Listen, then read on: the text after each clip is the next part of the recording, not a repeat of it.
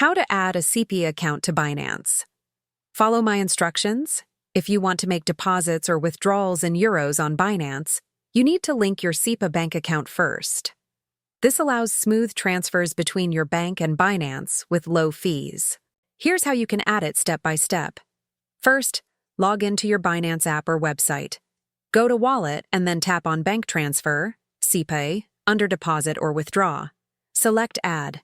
New bank account, you'll be asked to enter your bank account details.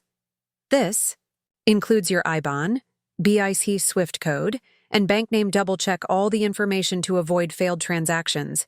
Next, Binance may require identity verification, KYC, if you haven't completed it. Upload your documents and wait for approval before proceeding. This step ensures your Sepa account is linked securely. After adding the account, make a small test deposit. To confirm it's working, always include the reference code Binance gives you when sending a Sepa transfer. Without it, your funds may not be credited correctly.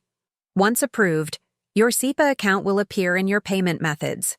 Now you can use it for both euro deposits and withdrawals directly with Binance. And that's it.